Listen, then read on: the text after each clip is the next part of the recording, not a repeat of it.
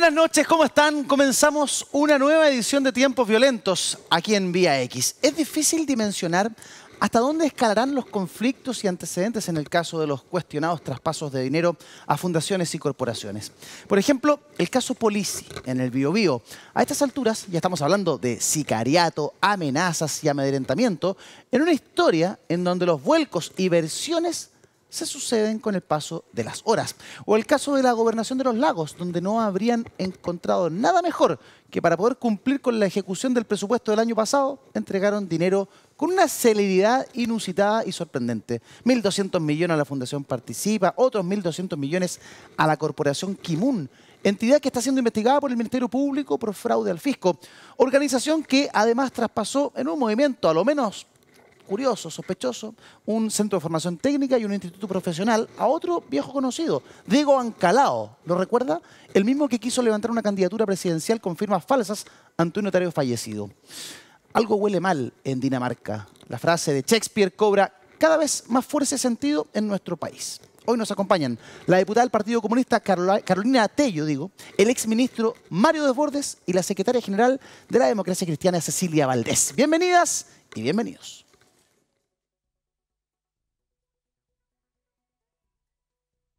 ¿Se puede hablar de corrupción en estos casos, como habló el ministro Cordero el día domingo? ¿Es corrupción lo que está pasando? O sea, bueno, ustedes pueden ponerle el adjetivo que quieran. Nosotros lo que hemos detectado acá son irregularidades y evidentemente lo que vemos es que por esta nueva vía se coló el virus de la corrupción.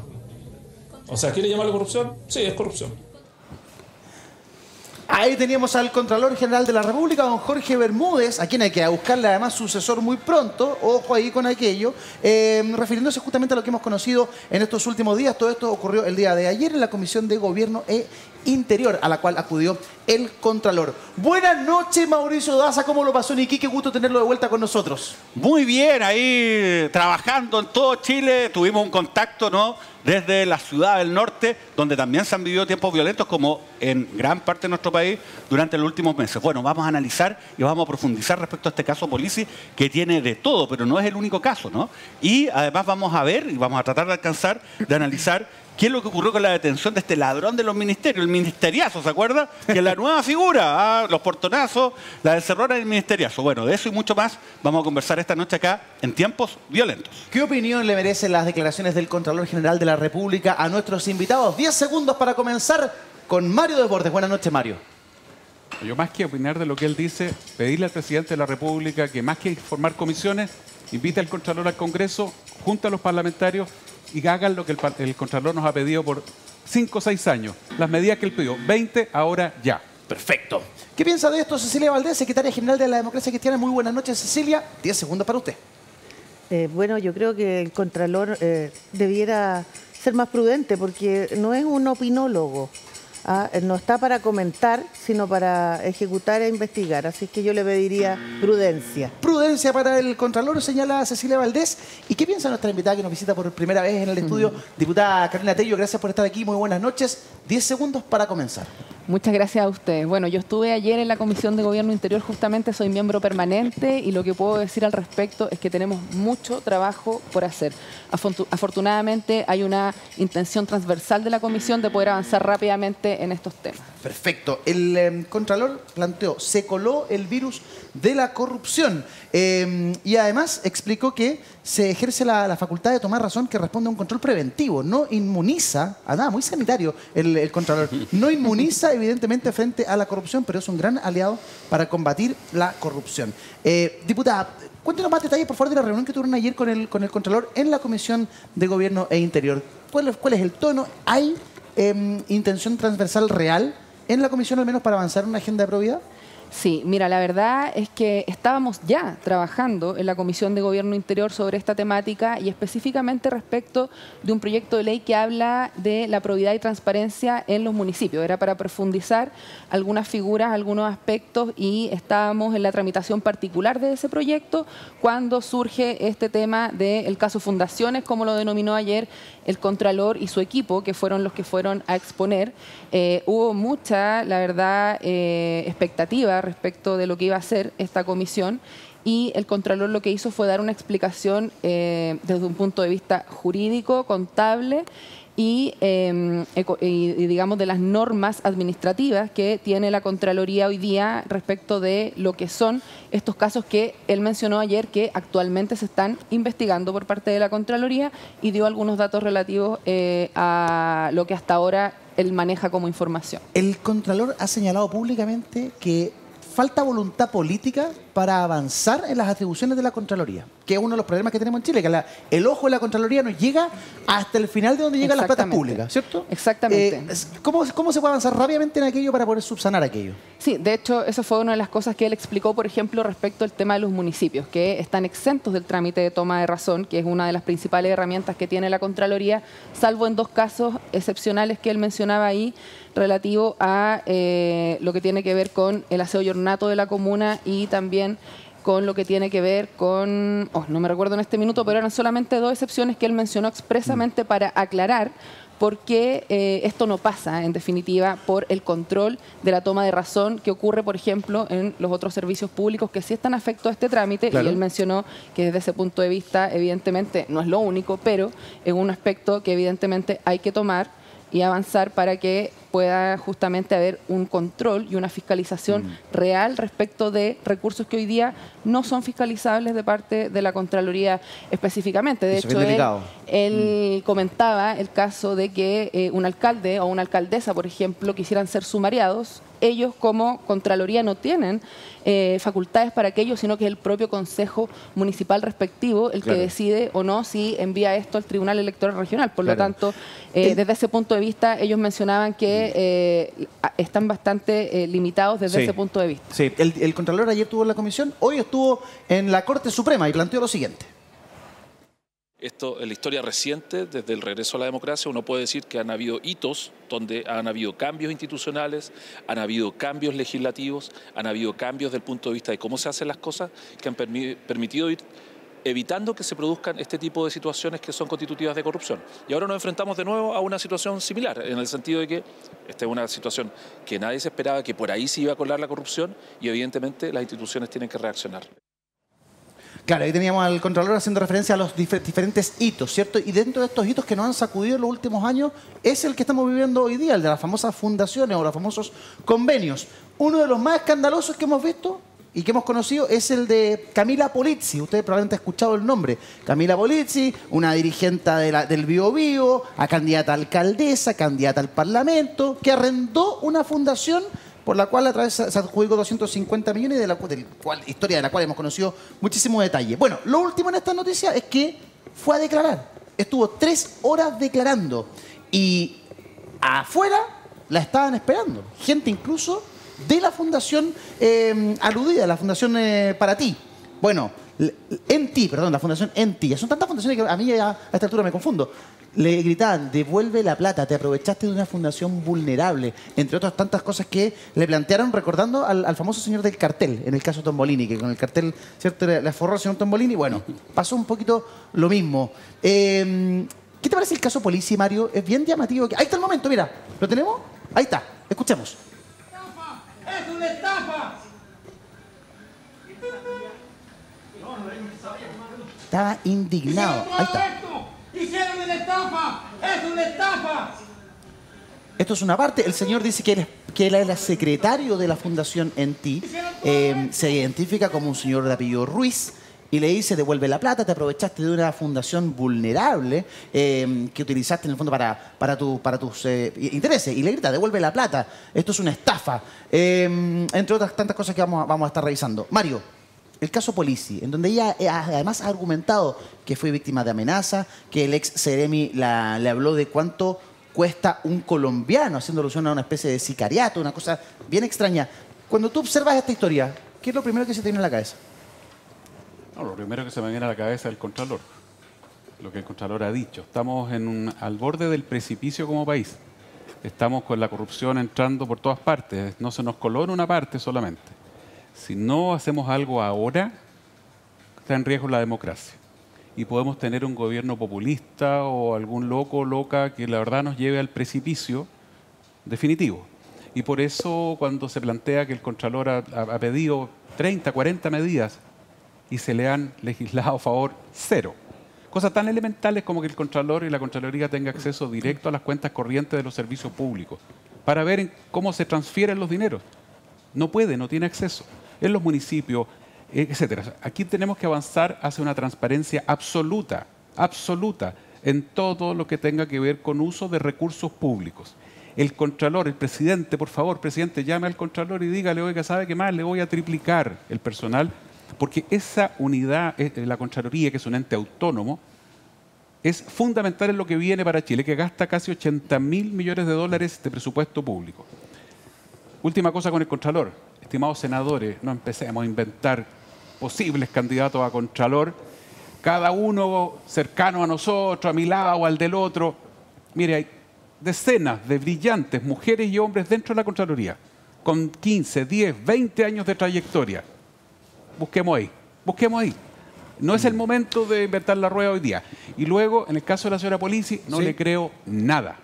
Pero, no es posible que el gobierno regional del Biobío asigne 200 millones de pesos a una fundación de la que no se ha verificado quién está dirigiendo, porque fue arrendada. Claro. 2, para proyectos. Yo pensé que era broma, yo pensé que estaban mintiendo, que estaban exagerando. Después dije, la prensa se le pasó la mano. Y te vas a mirar y efectivamente los proyectos son de capacitar a los vecinos en aseo, claro, limpieza del mobiliario de las plazas públicas. Claro. O sea, ¿cómo puede el gobernador regional, sea quien sea? Porque yo tengo buenos antecedentes del gobernador Díaz en general, pero por favor, ¿cómo un gobierno regional puede asignar dineros para eso? Ahí empezó el problema, ahí está el inicio del lío. ¿Qué prioridad es esa? Si a mí me dicen esta plata se asignó por un proyecto social relevante, etcétera, y en el camino se torció, se mal utilizó, eso ya es malo.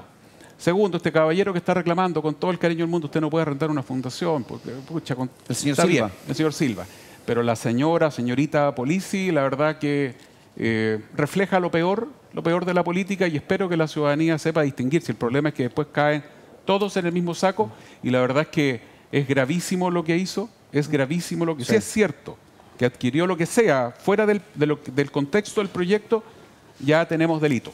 Y por lo tanto también espero que la Fiscalía, yo discrepo del ministro de Justicia, un tipo brillante que dicho sea de paso parece vocero, hoy día al pobre lo están usando vocero para todo, de que solo se puedan querellar en ciertos casos el fisco.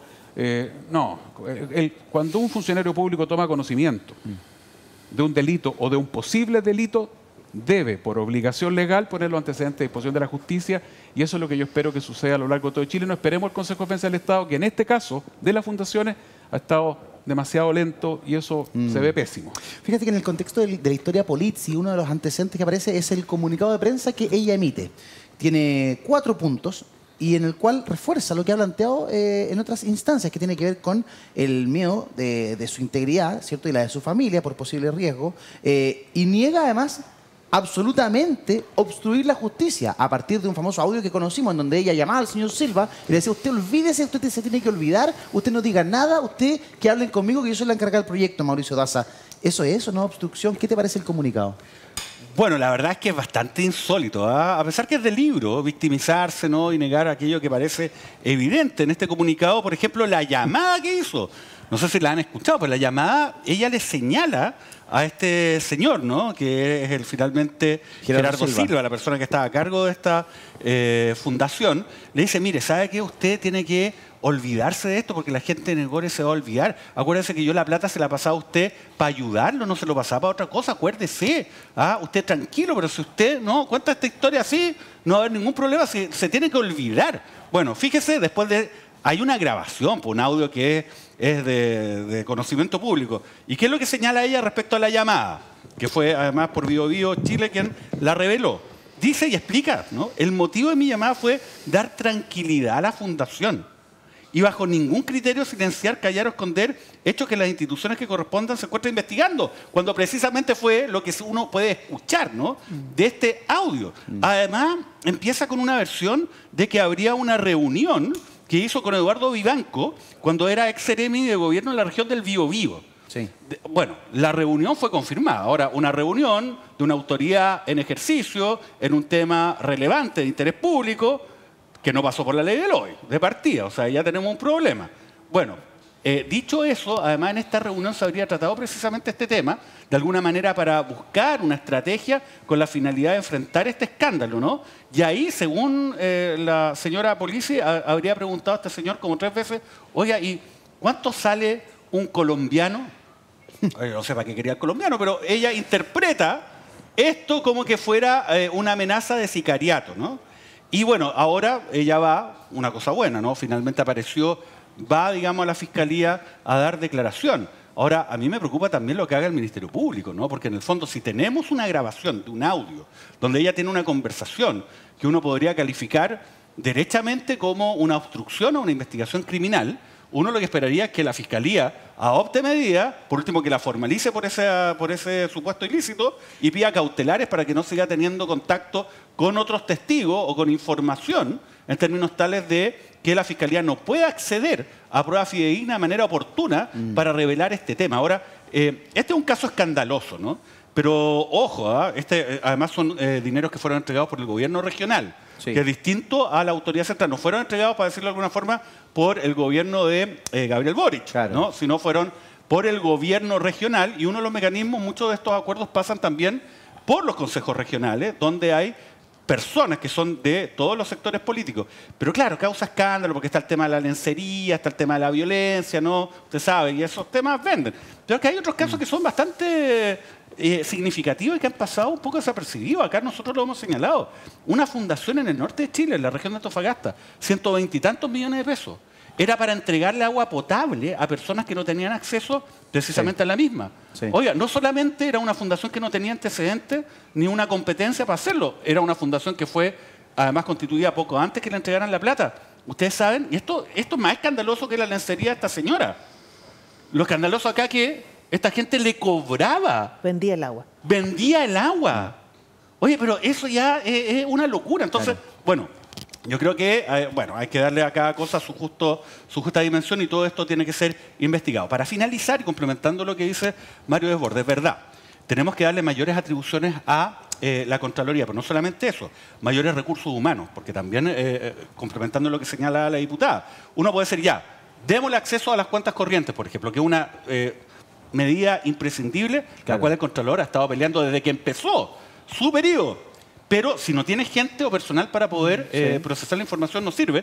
Lo otro también es el ingreso a nuevas tecnologías, ¿no? Como la inteligencia artificial, por ejemplo, puede operar para los efectos de levantar las luces rojas, ¿no? Y poder hacer esa labor. Ojalá que el candidato a Contralor, que lo vaya a suceder al señor Bermúdez, a fin de este año, tenga una propuesta sólida sobre la materia. Mauricio, pregunta en el segundo punto del comunicado de prensa de la señorita Polisi.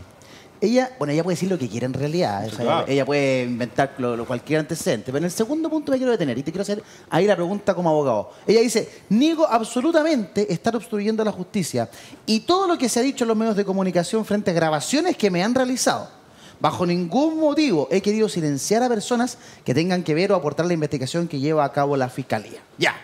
El motivo de mi llamada, y como que entregué información muy generosa, sí, claro. El motivo de mi llamada fue dar tranquilidad a la Fundación y bajo ningún criterio silenciar, callar o esconder hechos que las instituciones que corresponden se encuentren investigando. Ya, dos preguntas. Uno, ¿ese llamado se puede considerar obstrucción a la justicia? Y dos, ¿el que le hayan grabado la llamada puede votar la prueba en un juicio? O sea, a ver, lo primero sí, puede ser considerado como una obstrucción a la investigación que realiza la Fiscalía, porque obviamente ella es una imputada y está hablando con un testigo potencial tratando de acomodar una versión, ¿no? Ella le dice cuál es la versión que tiene que señalar y además le indica qué es lo que tiene que silenciar, ¿no? Eso es lo primero. Respecto a si es que la forma de obtención puede hacer votar la llamada, sin duda que sí. No va a depender cómo se obtuvo. Pero, ojo, eso no lo sabemos. Lo que sabemos es que Bio ¿no? Tuvo acceso a esta grabación y la divulgó. Si esa grabación está incorporada en la carpeta investigativa, lo desconocemos. ¿Cómo se realizó, además, precisamente esa interceptación? Hay que ver. Quizás lo grabó este propio señor Gerardo Silva. El señor Gerardo Silva y se la entregó al medio. No lo sabemos. Ahora, ojo, y yo creo que una garantía de cualquier democracia, sobre todo en tiempos violentos, es muy importante garantizar esos derechos, ¿no? el medio y el periodista tiene el derecho de resguardar su fuente. Sin duda. No de manera absoluta, ¿no? Entonces, desde esa perspectiva, no vamos a saber cómo llegó. Pero es importante que ojalá esta grabación esté en la carpeta investigativa y que haya sido obtenida de forma lícita. Cecilia Valdés, no te escuchaba esta noche y quiero tu opinión respecto al caso Polizzi, que tiene muchos componentes para hacerle un caso, entre comillas. Y para hacer una película. Sabroso, claro. Es como parece una serie, parece una película de Netflix, pero es triste y es grave lo que está pasando. Es grave. Ahora, como decía Mario al principio, esta fundación que se arrienda, eso ya de partida tiene que haber contado, yo creo, con la aprobación de los directores de esta fundación. Claro. Eso ya es raro. Una persona que llega a arrendar, oye, vengo a arrendar una fundación, así como uno arrienda un auto. Claro. Tercero, ella la ocupa ni nada más ni nada menos para presentar y recibir recursos del fisco, del gobierno regional en este caso. Y además, el gasto que hace con esos recursos es impresionante en esto de lencería de cosas que no aportan a la ciudadanía, que se supone que esos recursos son para las personas. Entonces, es todo irregular. Desde el inicio, desde la presentación del proyecto, yo no sé cómo firman ese proyecto. Me gustaría ver eso también, porque ahí tiene que haber un cierto control de quién presenta el proyecto. Ahora, si se lo firmó la fundación, es bien raro, porque ¿qué vínculo tiene esta señora con la fundación? ¿Cuál es el grado de confianza como para poder presentar este proyecto con la fundación? Entonces, ahí hay un vínculo a lo menos extraño. Extrañísimo. Y además yo veo que todos aquí se victimizan. Que tampoco uno diría, mira, la fundación está libre de polvo, porque aquí hubo algo raro que la fundación también concedió. Pero el problema aquí, y yo coincido, aquí hay una falta de fiscalización. Y estamos de acuerdo, tiene que ver con recursos, ¿cierto? Tiene que ver con algunas leyes que hay que ir afinando, cómo se fiscaliza o cuál es el alcance que se tiene para la fiscalización de los recursos fiscales. Pero también tiene que ver con personas que van a buscar la quinta pata del gato para encontrar por dónde ir defraudando al fisco. Claro. Entonces, efectivamente, yo creo que se ha buscado una forma de financiar otras cosas que con recursos del Estado, que hoy día los legisladores aquí tendrán un poco más de posibilidad de plantear esto como una nueva forma de fraude. Sí. Por lo tanto, tiene que haber nueva legislación respecto a esto. Yo creo que estos traspasos y todo lo que ha sucedido con las fundaciones en general en distintas regiones, lo del agua me parece gravísimo, sobre todo como están algunos lugares sin agua potable, algunas familias, sino que además lo encuentro grave porque la gente inventa estas cosas justamente para hacerse de recursos. Claro, es la pillería, sí, es tremendo. Es la pillería. Mira, entonces, yo considero aquí que también hay personas en donde algunos movimientos, partidos políticos, lo que sea, también tiene que haber un control ahí. A mí, ¿sabes lo que me molesta también? Es que cuando estas cosas estallan, todos son víctimas. Camila Polizzi es una víctima. Es que me amenazaron, estrategia. me amedrentaron, me hablaron de sicariato. Pero el señor Gerardo Silva, que era el dueño de la fundación, el creador de la fundación, que es una fundación que está debajo del radar, a la cual Camila Polizzi le arrienda, a quien le arrienda la fundación para postular esta plata y ganarse esta plata, te entregó su versión. La fundación en ti quedó con 32 pesos en la cuenta, señala el señor Silva. Y agregó otras cosas, otro antecedente. En distintos medios, por ejemplo, dijo, la Camila se hizo el proyecto como que nos compró. Firmamos un poder, firmamos un documento y no sabíamos qué estábamos firmando. Nos dimos cuenta cuando salió en la prensa. La Camila abrió una cuenta corriente a nombre de ella. El notario hizo un acta sacando a mi pareja como tesorera, colocándose Camila Polizzi como tesorera de la fundación. Y agrega, como le dimos a la facultad, el banco les está entregando la plata a ella. Hizo un papeleo con Nicolás Polanco, con computadores. Nicolás Polanco, su pareja, ¿cierto? Que además se hizo la fundación. Yo nunca postulaba proyectos porque no sé hacerlo. Yo hago rifas para los niños, pido colectas.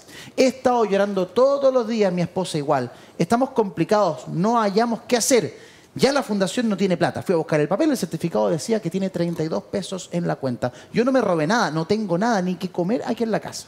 Entonces, claro, uno entiende la situación del señor Silva, que lo está pasando mal. Ahí está el señor Silva, estuvo en matinales, habló con distintos medios. Efectivamente, esa es la realidad del señor Silva. Ha tenido una vida muy difícil, tuvo un paso por el Sename, 21 hermanos, una cosa social tremenda. Pero el señor Silva le ofrecieron 10 millones de pesos por la fundación. ¿Quién arrienda una fundación? O sea, perdón, alguien lo señaló aquí, no es arrendar un auto. No, esto no es una cosa transaccional.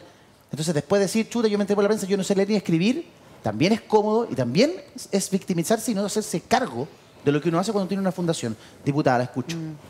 Sí, la verdad es que ayer, luego de la sesión de la comisión, quedaron muchos temas por reflexionar y creo que acá viene algo que señaló ayer el Contralor respecto de lo que ha sido, no solo ahora, sino que desde que el Estado es Estado, digamos, el problema de la corrupción. Él lo señaló como algo que va mutando en el tiempo de alguna manera y el Estado o la legislación va un poco a la saga, creo que fueron las palabras que él usó, yo digo, vamos detrás, ¿no? De estas situaciones que se van generando a propósito de lo que es una regulación, entiendo yo hoy día, que es muy general, muy abierta, muy flexible respecto de cómo hoy día se realizan en la práctica este tipo de convenios o contratos.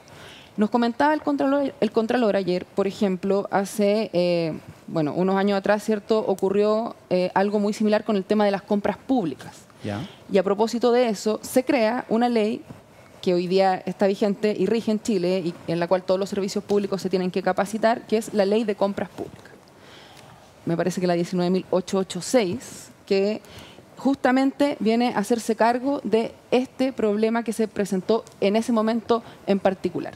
Y lo que él decía, y un poco en la línea, ¿cierto?, de lo que argumenta acá Mario, ¿cierto?, tiene que ver con que existe la necesidad hoy día de crear una ley que hable derechamente de las transferencias.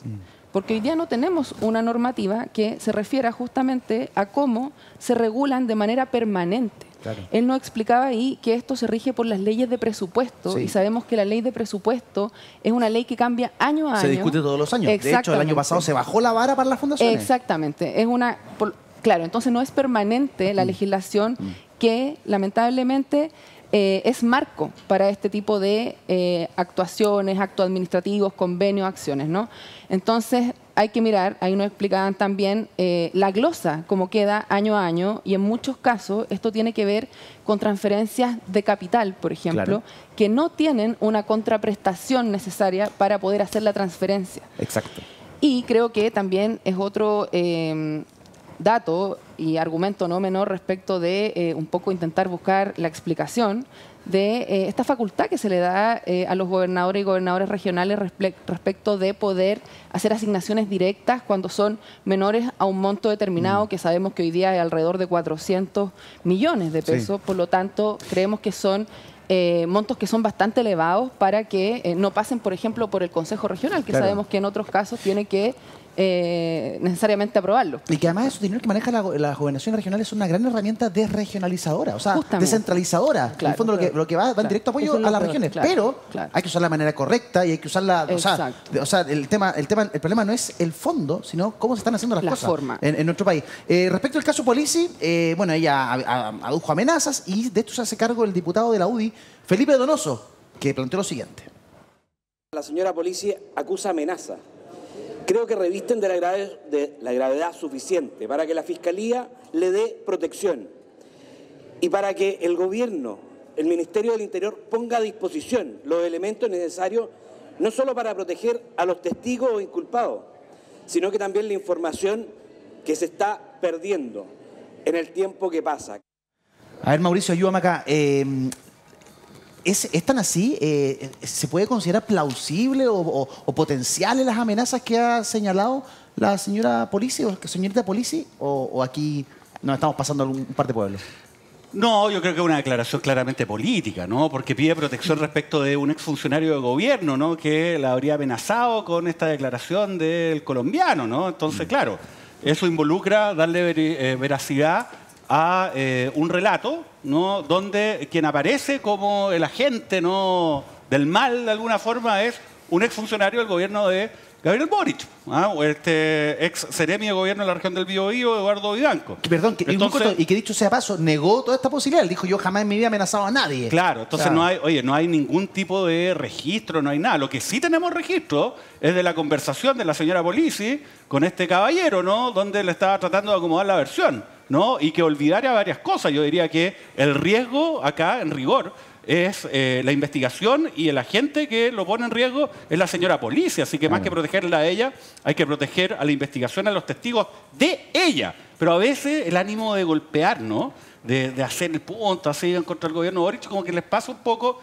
la cuenta y hablan, digamos, este tipo de cosas que no son muy verosímiles, ¿no? Y eso es lo que ha ocurrido precisamente en este caso. Claro. Ella tiene una historia política. Ella, bueno, viene de una familia, su padre también fue candidato, ella fue candidata a la alcaldía, fue luego candidata al Parlamento. Y en redes sociales está la siguiente información, mire. Estas piezas están fabricadas con la misma materia prima. Son de cartón. Todos con la misma banda. Ellos son una banda organizada que ha perpetuado un modelo de injusticia y desigualdad. Una banda de sinvergüenzas que solo les interesan las monedas. Nosotros tenemos que preocuparnos de la moneda. Yo voto por desechar estas figuras.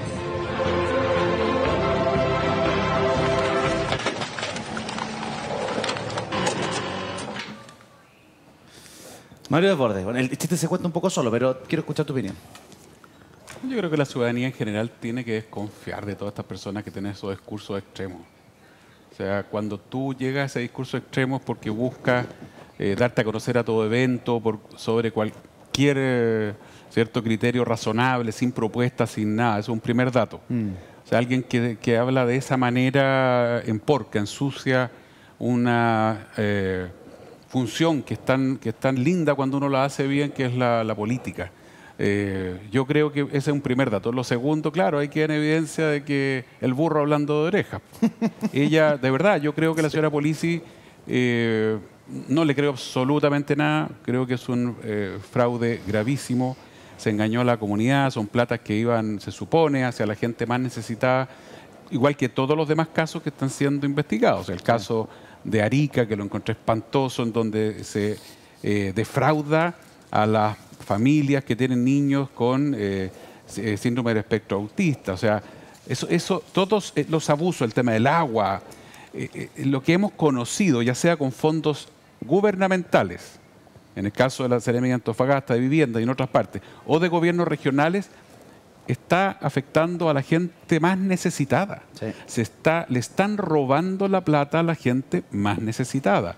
Y esa es la gente que después te dice, ¿sabe qué más? ¿Hasta cuándo? ¿Por qué sigo creyendo en la política? Y tenemos 2 millones de votos nulos, 1 millón de votos blancos en la última elección, y esto puede perfectamente ir subiendo. Y vuelvo a insistir, la democracia se pone en riesgo si no actuamos rápido.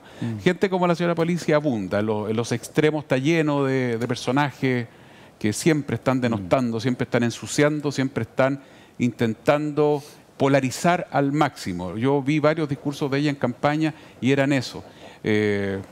A lo Trump, ¿no es cierto?, en Estados Unidos, que intenta siempre enlodar, siempre ensuciar, siempre manchar. Y yo, la ciudadanía fue sabia, no votó por ella, no está en el Congreso hoy día, afortunadamente, porque imagínate, además la tuviéramos en el Congreso. Claro, no, populismo del más rasca, digámoslo. Sí. Ese video, además, fue en el contexto del estallido para una de sus candidaturas. Me da la idea que la alcaldía. Daza, ¿te queda algo en el tintero, por favor? Muy corto, que nos queda poco tiempo. Sí, breve. Yo creo que también hay que dejar de empezar a comprarse, ¿no?, todos estos relatos, por muy atractivos que sean. Claro. Me refiero a este señor Gerardo Silva, ¿no?, que es este caballero que efectivamente ha tenido una vida de sacrificio, ¿no? Tenía esta pequeña entidad que ayudaba a personas necesitadas, una fundación en ti, y que básicamente entregaba, ¿no?, regalos navideños, y era una cosa pequeña, comunitaria. Entonces ahora todos los medios como que lo están diciendo pobrecito, es la víctima. De hecho, él mismo ha ayudado en esto. Decía, yo nunca postulaba proyectos porque no sé hacerlo. Yo no sé leer ni escribir. Claro, entonces la gente dice, bueno, pobrecito. No, nada de pobrecito. Acá nada, pobrecito, porque fíjese, este señor, ¿no?, armó una fundación, o sea, ya se necesita saber leer y escribir para armar una fundación. Además, fue la señora Polizzi y le dijo, oiga, ¿sabe qué? Mire, páseme su fundación, yo postulo un proyecto y le dejo unas luquitas, pero usted me hace que la controle. Entonces, oiga, no es que no sepa leer y escribir, el señor sabía. Se prestó para eso, estaba en posición de saberlo, ¿no? Igual, otra cosa, oye, acá en el Ministerio de la Cultura, fíjese, había una subsecretaria que dijo, no, es que yo no tenía idea, digamos, de esta cuestión, una Ceremi, y básicamente el punto era, oiga, ¿sabe qué? Yo no tenía idea, yo era bueno para la probidad, no sabía, ¿cómo no va a saber? O sea, acá hay una cuestión que se llama sentido común, entonces basta de empezar a comprar y levantar estos discursos victimizando a gente que claramente está en posición de saber lo que estaba haciendo, ¿no? Entonces, nada de la cuestión del matinal, pobre caballero, pobre. No. El siguiente insumo lo trae el Tiempo Digital, mire.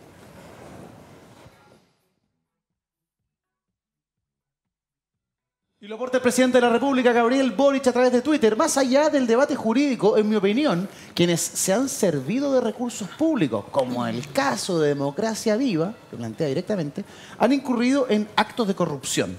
Y esas personas deben responder ante la justicia y el gobierno colaborar activamente en ello. Se manifiesta el presidente a través de Twitter.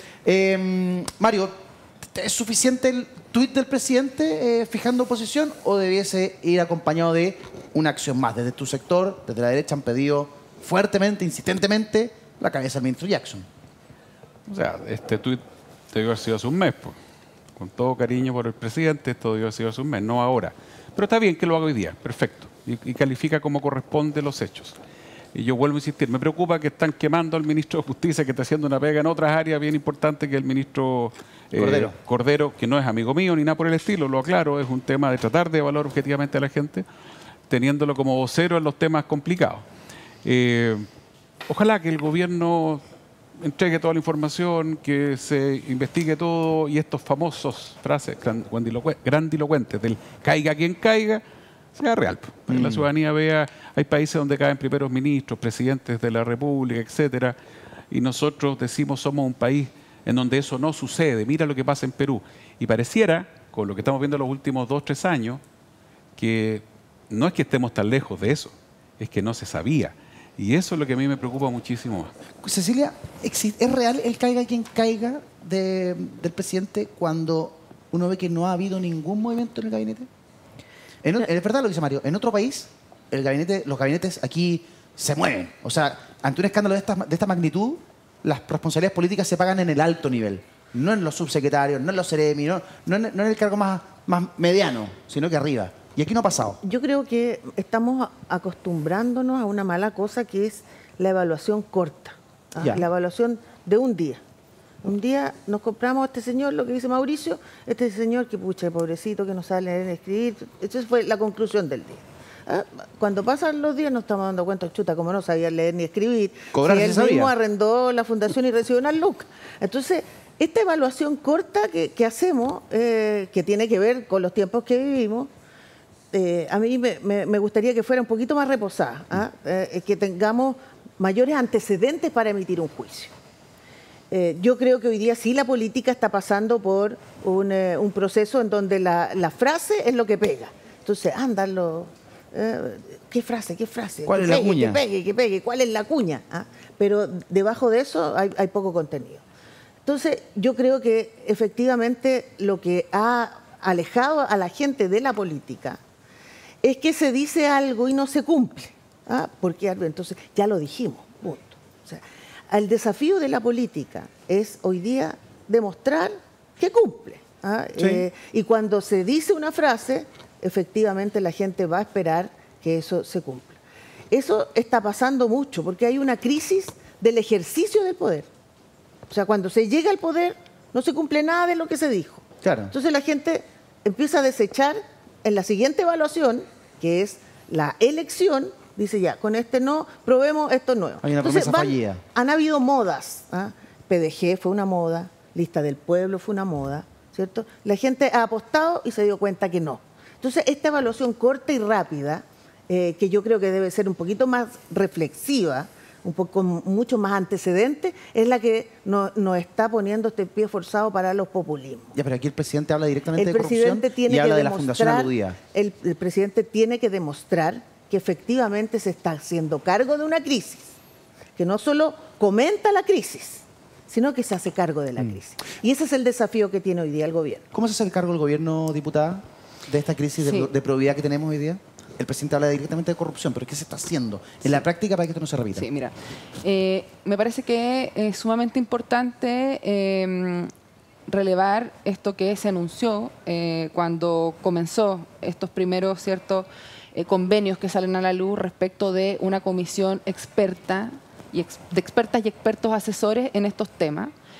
Y creo que es una cuestión que realmente hace falta hoy por hoy, no solo por todo lo que hemos conversado en esta noche, sino por todas estas normas que son tan amplias, son tan flexibles, y no solo eso, sino que también las tareas que están pendientes hoy día también en el Parlamento. Por ejemplo, ayer en la comisión, vuelvo al tema de la Comisión de Gobierno Interior, pero fue muy importante, la verdad, ayer todo lo que ocurrió ahí.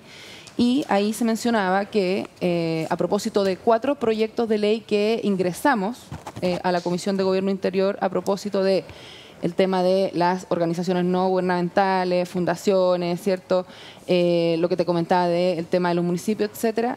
El Contralor recordaba que efectivamente hay una ley de transparencia 2.0 hoy día y que se encuentra en su segundo trámite constitucional reglamentario en el Senado, y él señalaba que muchos de los aspectos que él proponía en su intervención y también cuestiones que se observaban a través de los proyectos de ley que están hoy día presentados, están ahí un poco esperando que avance esa norma y quizás podamos tener una ley que sea mucho más moderna y más actualizada más robusta. Y robusta, por supuesto, a las problemáticas que nos enfrentamos hoy. Entonces, me parece que es importante ahí también apurar o acelerar, ¿cierto? Darle celeridad a la tramitación de esos proyectos que están mucho más cerca de ser una normativa que lo que podamos comenzar a hacer desde ahora. Me parece que una cosa no va en contra de la otra, sino que todo lo contrario. Pueden ser complementarias en base a lo que también vayamos trabajando en el futuro. Yo creo que la idea es tratar de evitar cosas como las que les voy a contar a continuación. Caso Democracia Viva. Usted lo tiene fresco en la memoria, Antofagasta, ¿cierto? Seremi de Mi Vivienda y Urbanismo le entrega 3 convenios por 426 millones de pesos. Primer convenio, le voy a dar los estados de avance, de rendición y la cantidad de plata que rechazaron desde la autoridad. Mire, primer convenio por habitabilidad primaria en el campamento Ecuachilepe. De los 200 millones de pesos que le entregaron a Democracia Viva, la Seremi de Vivienda y Urbanismo aprobó la rendición de 23 millones y medio, correspondiente al 14,3% de los recursos asignados. De los 200 millones, solo el 14% lo aprobaron. Rechazaron, dentro de los primeros 4 meses de proyecto, más de 50 millones de pesos. Les rechazaron. No, esto no corresponde. Segundo convenio, se debía otorgar para el campamento Irarrázaval. Estamos hablando de campamento, gente vulnerable, gente que necesita que la plata de todos los chilenos, a través de estas fundaciones, les llegue. 170 millones les aprobaron. Les entregaron, digo. Se les reconoce de los 170... 2.287.000 pesos, el 1.3% de los recursos. Se les rechazaron casi 16 millones de pesos presentados en la rendición de este año. Y en este caso, el uso de los recursos para gastos de personal y operativo llegaron al 36%. El 36% se lo gastaron en personal. Tercer convenio por 56 millones de pesos para desarrollar diagnósticos socioterritoriales. Nosotros aquí en el programa lo hablamos en extenso. En distintos asentamientos de la comuna. El MIMBU reconoció el gasto de 3.400.000 pesos, el 6,1%, y le rechazó cerca de 14 millones de pesos. De acuerdo al análisis de la Seremi, luego de 8 meses de avanzado el proyecto, el convenio presentaba un 16% de avance. O sea, la verdad es que es un trabajo desastroso. Entonces, esto es lo que hay que evitar. Que fundaciones que se arman para hacerse de plata de todos, con la excusa de ir en ayuda a los más necesitados, finalmente no hay ningún orden, no hay ningún respaldo, no hay nada. Pero eso debiera estar puesto en el proyecto cuando se presenta el proyecto. O sea, los datos verificadores del proyecto, los objetivos del proyecto, una carta GAN de proyecto para saber si esto... Y eso se tiene que fiscalizar en terreno. Entonces, no entiendo cómo está funcionando esta cosa, porque la verdad es que entonces presento cualquier papel y me van a dar plata. No, esto no hay algo ahí que desde el inicio, desde antes que se entreguen los recursos. Bueno, pero por algo aquí todos hablan de corrupción, en este caso en particular. Claro, acá se habla de corrupción. A ver, hasta el presidente. Sí, todo el mundo hace como gran alaraca, ¿no? Esto ya venía del ministro de Justicia, que hablaba que habían hechos de corrupción. Pero bueno, no es gran novedad, porque lo único que dicen es, mire, ¿sabe qué? Para que haya corrupción no es necesario que haya un delito contra la probidad, ¿no? Hacen como esa distinción. Claro. Mire, media novedad, claro, pues. Oiga, a ver, un funcionario manifiestamente negligente en el ejercicio de su función pública, también una forma de corrupción, fíjese. Claro, pues, porque no es atender debidamente el interés público que se le ha confiado.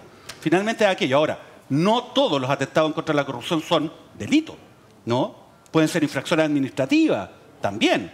Entonces lo que dice el presidente, claro, todo el mundo se sorprende, claro que es un hecho de corrupción lo que ocurre en democracia viva. Y lo va a hacer aun cuando la Fiscalía no establezca la existencia de algún delito o llevándolos a juicio, no se condena a nadie, ¿no? Por la forma como se ha dado lo que se decía acá precisamente. La manera en que se entregó estos recursos atentan en contra del interés público. Tanto así, fíjese, de que acá se embargó la cuenta corriente de Democracia Viva. Claro. A ellos se supone que se estaba pidiendo 391 millones de pesos por parte del Ceremi de vivienda, ¿no? Devolución.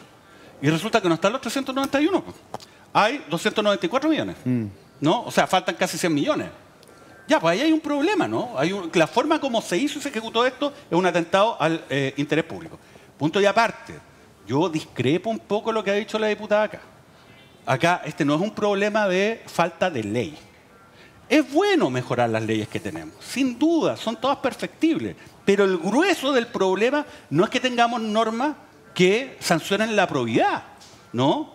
O que permitan perseguir delitos de corrupción o infracciones administrativas de corrupción. El problema son los órganos que tienen que hacer ejecutar la ley. Y otro tema, no se enreden tanto con proyectos de ley que van a estar en trámite durante un buen tiempo, ¿ah? ¿Se acuerda la agenda priorizada de seguridad ciudadana? ¿Ah? Que íbamos a tener como 50 proyectos. Bueno, hay 6, fíjese. No se ha respetado ninguno de los plazos, así que ni hablar cómo puede seguir esto adelante. Acá lo que hay que hacer es, decididamente, en la ley de presupuestos que se va a discutir en los próximos meses, en las glosas de traspaso, decir, ¿sabe qué? Mire, si usted quiere traspasarle dinero directamente a una fundación, boleta de garantía, pues. ¿Sabe qué? Mire, usted no le puede transferir más de 100 millones de pesos, ¿no? Ya sea en uno o en varios proyectos, una misma entidad, en un año, sin que haya un concurso, una licitación, una postulación. Eso se hace con una glosa, con una notita a pie de página de la ley de presupuesto que se va a discutir los próximos meses y tiene que salir antes de fin de año. Ahí vamos a ver cuál es el verdadero compromiso de nuestros legisladores respecto a la lucha contra la corrupción en el caso de fundaciones y corporaciones. Me quiero hacer cargo de algo que planteó Mauricio y que lo adelantó hace algunos instantes y que tiene que ver con cultura. En cultura, bueno, está un ministerio muy sacudido. Ayer conversamos con el diputado liberal Bernales, ¿cierto?, respecto a esta materia. En cultura pasaron dos cosas en el último tiempo. Lo de la subsecretaria Gutiérrez, que renuncia de inmediato a su cargo, ¿cierto?, pone cargo a disposición, se sale y se empieza a buscar su reemplazante. Entonces se llega a Alejandra Jiménez, la Ceremi de Cultura, ¿cierto?, en la región metropolitana. Y ella le comunica a la autoridad que ella había firmado un traspaso de dinero para la ONG Circo Chile Mundo, Circo Mundo Chile, Circo del Mundo, el Circo del Mundo Chile. Gracias, Tami. Entonces, pero que, ojo, no va a renunciar, sino hasta esperar el sumario. El diputado Bernal la criticó, la actitud era completamente distinta, y finalmente, al final del día, la ex Ceremi se transforma en la quinta baja del gobierno por este tipo de escándalos. Ella había sido fundadora de esta ONG beneficiada por ella misma cuando después era autoridad. Ella era, además, militante del Partido Comunista. Tenemos una diputada comunista aquí en el estudio. Queremos también saber su opinión. Mauricio Daza. A ver, ¿usted tiene algún antecedente nuevo respecto a esta historia? A ver, ella lo que argumentó, ¿no? La ex Ceremi, la señora Alejandra Jiménez, es lo siguiente. Mire, esto es lo que declaró, ¿no? Me suena un poco similar a la declaración de la señora Policia en otro ámbito, en otra proporción, sin duda, pero mi gestión buscó siempre cumplir con los principios de probidad administrativa y transparencia, por lo que desde un comienzo en mi declaración de interés y patrimonio señalé la ONG en que participé hasta antes de asumir el cargo. Ya, perfecto. Pero ella cuando asumió el cargo, incluso si lo había declarado, incluso con mayor razón si lo declaró, no puede firmar traspasos de dinero a esa ONG. Pues. Y para eso no se necesita un curso avanzado de Derecho Administrativo, impartido por la Contraloría o por quien sea. Es sentido común. Ese es un atentado en contra de la probidad. Insisto, entonces, este es el tipo de declaraciones que a mí me parecen insostenibles. Por último, mire, váyase calladita nomás y diga, ya la embarré. Pero decir, mire, mi gestión estuvo marcada por el interés por la probidad, cuando se firma algo que todo el mundo lo sabe. Mire, y si no lo sabía y tenía la duda, resulta que todas estas entidades tienen departamentos jurídicos. ¿Ah? Entonces, ¿qué le costaba ir a hablar con un abogado? Oiga, ¿sabe que tengo este tema? Yo declaré que era miembro de una ONG y resulta que ahora yo tengo que firmar un traspaso por una cantidad importante de dinero. ¿No? Entonces, la conducta molesta, pero también este tipo de declaraciones yo creo que exasperan un poco, ¿no? Diputada Tello, usted es Partido Comunista, su correligionaria, Alejandra Jiménez, están protagonizando esta historia. ¿Qué opinión le merece? Sí. Primero, quiero hacer un punto respecto de lo que señaló acá recién, ¿cierto?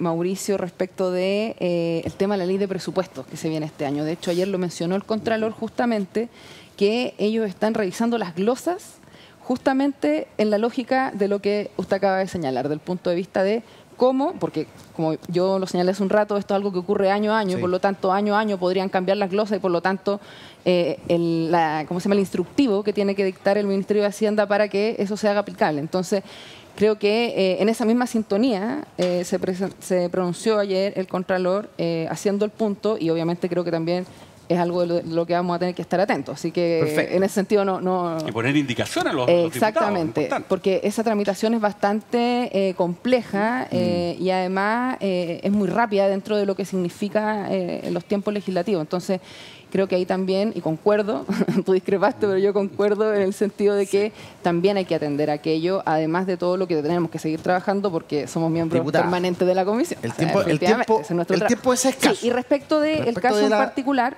bueno, de hecho, lo señaló, ¿cierto? El propio ministro de la cartera, Jaime de Aguirre, en la lógica de que si eso eran los antecedentes, evidentemente ella no debió haber firmado aquello y quizás haberse inhabilitado, buscar alguna figura que digamos, otra persona que pudiera autorizar aquello, porque efectivamente ella tenía, digamos, es su historia profesional, digamos, y, que claro, de alguna manera la respalda para poder estar en un cargo de esas características, pero que lamentablemente, ¿cierto?, y tal como lo dijo el ministro en su oportunidad, no debió haber ocurrido de esa manera, teniendo claro que los antecedentes eran así y haber esperado que se ocurrió y se viera. supo. Y cuando se supo, ella no renuncia. Ella dice, yo me quedo en el cargo hasta esperar el resultado del sumario. Y además es correligionaria suya, ambas del Partido Comunista. Sí. ¿Qué opinión le merece? A mí me parece que desde esa lógica y la decisión que se tomó en ese minuto desde la cartera propiamente tal fue justamente aquello, hacer un sumario, y me parece que en esa lógica los procedimientos que tiene cada organismo en particular tienen que funcionar. O sea, en ese sentido está bien que se haga, que se investigue y que, por supuesto, sabemos que existen normas de la responsabilidad administrativa en nuestro país que tienen que ver no solo cuando una persona está ejerciendo el cargo, sino que también con posterioridad a una eventual renuncia o término de contrato o no sé cuál sea el vínculo en particular, ¿cierto? ¿Fue un error no renunciar en el momento? Pero creo que yo creo que acá hay que cooperar en la lógica de poder ser lo más transparente posible y poder aclarar todo lo que pudiera haber alguna duda. Entonces, más allá de los resultados del sumario que están hoy día todavía llevándose a cabo, me parece que si estaban todos estos antecedentes, pudiera haber sido un acto de mayor hidalguía de alguna manera para destrabar quizás un tema que estaba siendo complejo. Ahora, me parece que se están llevando adelante los procedimientos que corresponden. Se tiene que investigar, por supuesto, eso también, porque recordemos que acá nadie... Lo conversábamos antes fuera de cámara, ¿cierto? Hay un principio, digamos, que es general y que tiene que ser aplicable a todos y a todas, que es el principio de presunción de inocencia, que es algo que quizás no va a ser muy popular en estos tiempos. Pero hay que responsabilidad política y ella en no ese quiso asumir en un sentido, comienzo. Entonces, ella tiene que demostrar, digamos, todos los a través de los antecedentes que ella pueda tener en el procedimiento respectivo, y en base a lo que eso ocurra, por supuesto que se tienen que tomar las acciones pertinentes en relación a si existe otro tipo de hecho que pudiera, por ejemplo, ser constitutivo de delito. A una organización que ella fundó y que eso no corresponde. Sí, ahí, o sea, ¿de qué inocencia estamos hablando? Es que ahí es bien claro, es bien nítido, digamos. O sea, si hay una fundación en que yo creé y después estoy en un cargo y yo le doy plata a esa fundación, eso no se puede hacer. Claro. ¿No? Hay cosas que no se hacen. Cuando uno tiene responsabilidad administrativa, el sueldo te lo pagan todos los ciudadanos porque eres funcionario público. O sea, hay cosas que no se hacen. Y la vista como la vista no se hace. Entonces yo creo que aquí también pueden haber muchas leyes, como dice Mauricio, pero también está la idoneidad del cargo. Sí. Y aquí tiene que ver gente proba. Si para trabajar en el Estado no es cualquier persona, claro. no es una funcionaria de cualquier empresa, sino que aquí hay una responsabilidad mayor. Y para eso sí se tienen que elegir bien a las personas que trabajan en el Estado. A mí me molesta mucho cuando, diputada, y se lo digo con todo respeto, la tibieza de la respuesta. ¿Sabe por qué? Porque si esto hubiese ocurrido en el gobierno pasado, hubiese sido un seremi del presidente Piñera, quien le entrega fondos directos a una fundación de la cual él fundó. O en la concertación. O en la concertación, el Partido Comunista estaría haciendo gárgaras con esto y estaría indignado. Y de ahí haciendo también declaraciones mucho más impunzantes que lo que usted me está planteando. Sí. Tengo que decírselo, perdóneme. Pero está bien, me parece que está muy bien que lo diga, y creo que también es sumamente relevante destacar que ya se hizo efectiva la responsabilidad política, ¿cierto? Sí, con su salida. Con su salida, que me parece que eso también es un elemento importante considerar. Ahora, eso no obsta lo que te decía hace un rato. Una cosa es la responsabilidad, digamos, política, ¿cierto? Que se ejerce a través de esta manera, la pérdida del cargo, ¿no? Sí.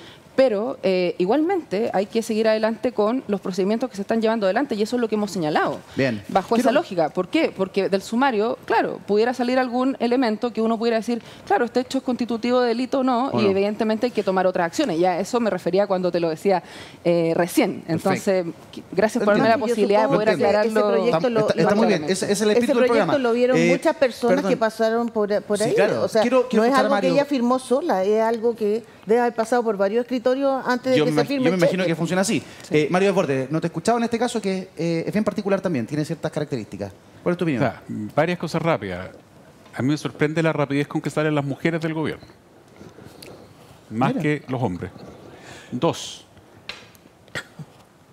llegas al gobierno diciendo todos los de atrás son unos corruptos, nosotros somos moralmente superiores, generando una expectativa por un lado, pero además demoliendo, como dijo Pablo Ortúzar, prendiéndole fuego a cada pequeña hoguerita que había, a cada pequeña, ¿cierto?, incendiando todo lo que podías, denostando, acusaciones constitucionales contra el presidente, y luego, estando en el gobierno, rechazas proyectos que promoviste cuando estaba ahí en campaña, como por ejemplo el retiro del 10%.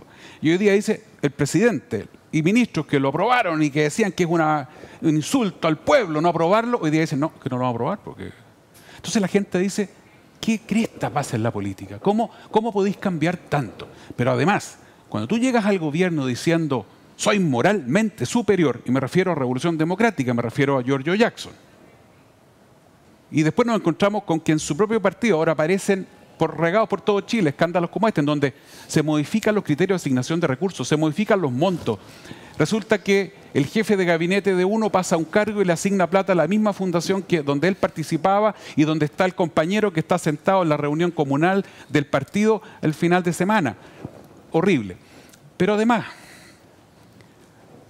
tú me hiciste una pregunta dentro de la pregunta anterior. O sea, Jackson se tiene que ir ahora por varias razones. Pero claro, la UDI empujando lo único que hace es afirmarlo.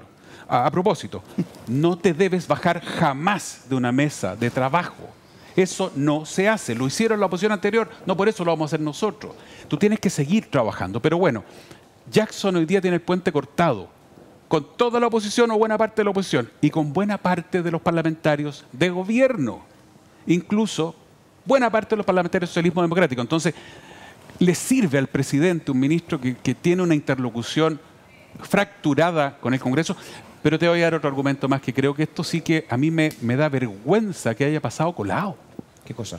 El ministro Jackson es responsable de que en su ministerio le hayan impedido a la PDI ingresar por una orden de la Fiscalía a respaldar la información de los computadores ministeriales. Le dijeron a la PDI, señores, no, tiene orden judicial, se me devuelve, no lo autorizo. Yo fui ministro de Defensa, llega la PDI, llega con un fiscal a respaldar o a incautar computadores a la comandancia en jefe del Ejército. Lo primero que hago es llamar al fiscal, decirle, mire fiscal, ordenemos, ¿no? Porque es documento secreto. Saque todo lo que no sea secreto. Y los secretos, si usted lo necesita, esto es un caso real. Si usted lo necesita, me pide el número y yo se lo vamos entregando. Y vaya mirándolo todo. O sea, ¿cómo a un ministro de Estado se le puede pasar por la cabeza, aunque no haya una orden judicial, que le puede decir a la Policía de Investigaciones y a la Fiscalía, no puede entrar a respaldar información, si no ni siquiera se estaban llevando los computadores, Eduardo, no ni siquiera se estaban llevando, sino que la estaban respaldando.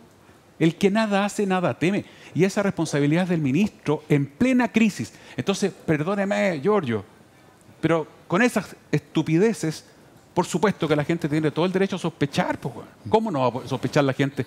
Entonces, un ministro que le niega la entrada en plena crisis a la PDI, a la Fiscalía, chao, en 2 segundos. Pero ahí está. Y entonces la ciudadanía dice, el amigo del presidente, el yunta, el compadre, el cumpa. Eso ha pasado en gobiernos anteriores. A los presidentes les cuesta un mundo soltar al ministro o ministra más cercano. Claro. Pero en este caso ya es demasiado. O sea, el propio George Jackson debería decirle al presidente, ¿sabe, presidente? Me voy. Le estoy haciendo un daño al gobierno, tenemos un problema serio, vaya a hacer su doctorado en Inglaterra, que era su plan original, porque de verdad a estas alturas no. Pero por ese hecho, Fiscalía, PDI, cualquier ministro de Estado, cualquier autoridad se debe ir. Y por último, a mí yo creo que esto es consecuencia de una concepción también un poquito loquilla. Nosotros habitamos los cargos. Venimos a habitar los cargos. ¿Qué vaya a habitar, hombre? Si los cargos son esencialmente impersonales. El ejercicio del cargo es autoritario, impersonal y justo. Justo porque tú tienes que usar lo que la ley te entrega. No puedes hacer nada que la ley no te permita. Claro. Es autoritario, tienes que ejercer la autoridad, etc. Pero además impersonal. Yo no era el ministro de Defensa. Ocasionalmente, circunstancialmente, Mario Desbordes era ministro de Defensa. Como dice Pancho Vidal, uno está de ministro. Yo estoy de ministro, yo no soy el ministro. Entonces, cuando empezáis a habitar los cargos, te empiezan a habitar los cargos, te empiezan a pasar esta cuestión. Está muy buena la conversación. Seguimos con nuestros invitados esta noche junto a Mauricio Daza, luego de la pausa comercial. Ya regresamos.